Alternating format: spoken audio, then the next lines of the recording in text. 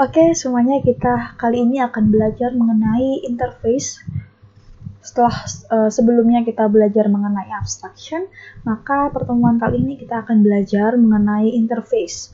Apa itu interface? Nah, sebenarnya interface ini konsepnya hampir-hampir sama gitu ya, dari abstraction sendiri. Jadi buat kalian yang masih belum memahami tentang abstraction, silahkan melihat video tutorial yang sebelumnya, karena antara video ini dengan video sebelumnya itu saling berhubungan satu sama lain, seperti itu.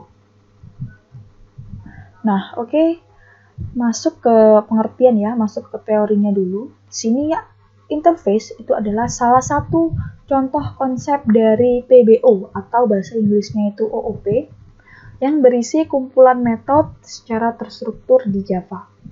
Jadi istilahnya interface itu gunanya untuk mengumpulkan metode yang akan kita buat nantinya, seperti itu ya.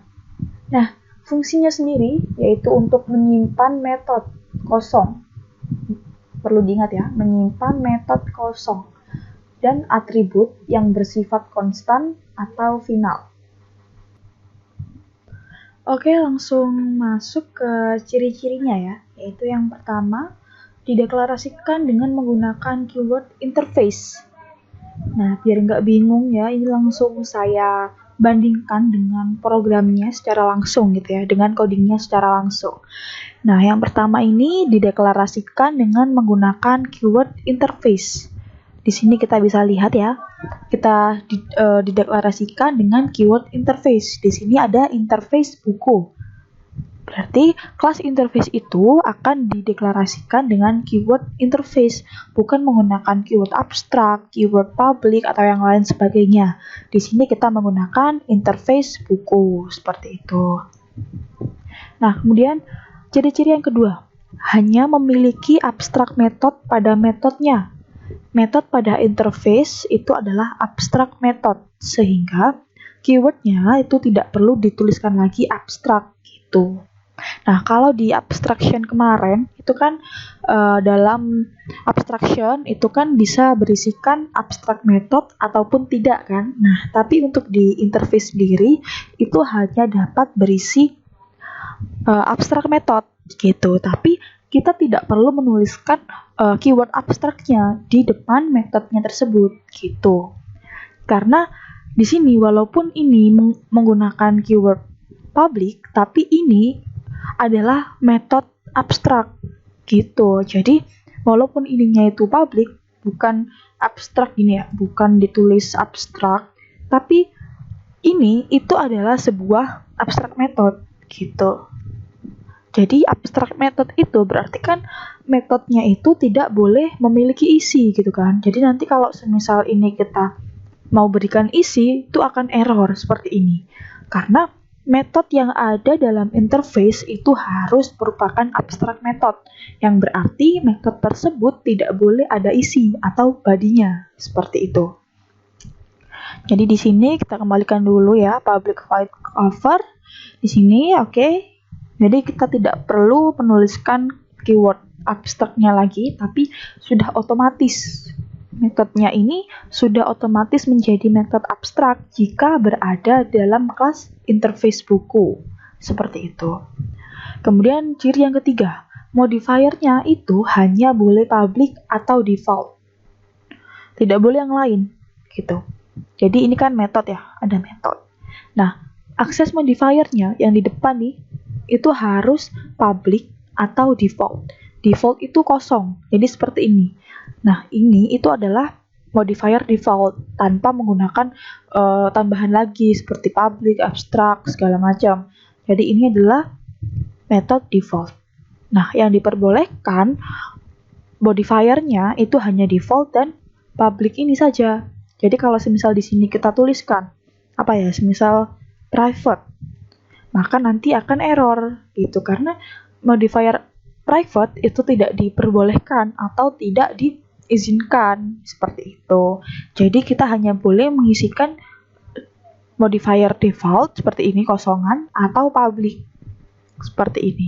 Tapi perlu diingat walaupun ini pakai modifier public ataupun default, Ketiga metode ini itu adalah metode abstrak karena dia tidak memiliki isi, seperti ciri-ciri nomor 2 ini. Ya, bisa dipahami ya. Jadi, istilahnya semua metode yang berada di dalam interface itu adalah metode abstrak, metode yang tidak memiliki isi atau body. Nah, modifiernya itu hanya boleh public dan default. Public ini dan default. Selain itu akan error. Tadi kan sudah kita coba ya. Kalau private itu dia akan error gitu. Oke, lanjut ke ciri yang keempat, yaitu menggunakan keyword implement untuk mengimplementasikan pada kelas turunan. Ini ya, implement. Kalau di abstraction kemarin kan kita menggunakan extends ya. Nah, tapi kalau di interface ini kita menggunakan implements. Menggunakan S ya. Jadi di sini kita tulis dulu kelas, nama subkelasnya apa, buku bagus ya. Lalu kita implementkan dari superkelasnya. Superkelasnya adalah buku, ya kan? Sama seperti yang abstraction kemarin, hanya saja bedanya adalah di penggunaan implements-nya ini. Gitu. Kemudian lanjut ke ciri-ciri yang kelima. Semua metode harus diimplementasikan. Jika tidak, maka subclass harus dibuat menjadi kelas abstrak, gitu kan? Nah, jadi di sini di kelas interface buku kan kita sudah membuat 3 metode ya. Ada metode cover, judul, dan bab. Nah, ketiga metode ini itu harus kita gunakan, istilahnya harus kita gunakan di subclassnya, yaitu subclass buku gitu. Jadi kalau semisal di interface kita buat kelas 3 ya, maksudnya kita buat metodenya 3, metode cover, judul, dan bab, maka nanti yang di subclassnya di kelas buku bagus itu harus ada 3 metode juga, yaitu metode cover, judul, dan bab. Jika tidak, maka nanti akan error ini. Misalnya ini kita hapus. Nah, maka nanti akan error. Gitu. Errornya kenapa? Nah, kita lanjut ke ciri yang selanjutnya. Maksud saya ke keterangan yang selanjutnya. Jika tidak, maka subkelas ini harus dibuat menjadi kelas abstrak. Gitu. Sesuai dengan perintahnya ini ya, merah-merahnya ini. Buku bagus itu tidak abstrak. Gitu kan? Jadi kalau semisal metodenya itu tadi tidak kita tulis semua, maka nanti ini harus kita ubah menjadi kelas abstrak. Ya, seperti itu. Jadi ketiga metode yang sudah kita buat tadi di kelas interface harus kita gunakan semuanya di kelas subkelas atau kelas buku bagus tadi, ya kan? Kemudian ciri yang selanjutnya, pada kelas yang mengimplement modifier method hanya boleh public. Berarti ini di kelas subkelasnya ya. Di kelas ini, kelas buku bagus sebagai subkelasnya. Jadi metode yang dideklarasikan di dalam subkelas buku bagus itu harus menggunakan modifier public. Ini ya. Jadi kalau semisal ini kita hapus menjadi default kan, maka nanti akan error. Di sini akan ada keterangan bahwa harus menggunakan modifier public. Kalau kita ganti di sini private, maka sama juga error. Dan akan ada perintah untuk meng-change atau merubah menjadi public gitu. Karena memang dari aturannya sendiri itu harus menggunakan public gitu.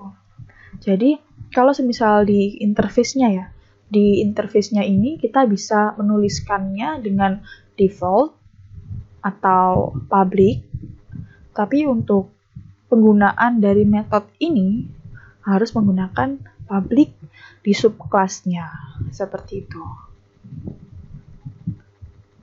Kemudian yang terakhir adalah tidak dapat diinstansiasi. Jadi interface ini dia tidak dapat diinstansiasikan. Jadi kalau semisalnya kelas buku ya, kelas buku itu kita buat di sini, kita buat sebagai instansiasi objek, maka nanti akan error. Ini ya, karena di sini keterangannya buku itu adalah abstrak atau bersifat abstrak. Jadi interface itu dia juga akan bersifat abstrak gitu.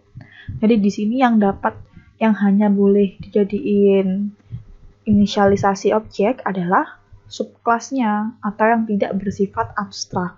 Seperti itu. Paham ya sampai sini? Jadi di sini ada interface-nya kita buat dulu. Dalam interface sendiri kita ada tiga metode ya. Metode cover, judul, dan bab. Nah, dalam penulisan metode sendiri itu boleh menggunakan modifier default atau public gitu kan. Kemudian dari kelas buku ini kita buat subkelasnya. Nah, pembuatan subkelasnya ini menggunakan implements bukan extends, ya kan? Jadi kelas buku bagus sebagai subkelas dan buku sebagai superkelas. Kemudian saat di kelas ini kita harus mendeklarasikan metodenya itu semua, ketiga-tiganya, dari yang telah kita buat di kelas implements buku ini, maksudnya di kelas interface buku ini. Jika tidak, maka akan error, dan kelas ini harus diubah menjadi abstract class, seperti itu ya.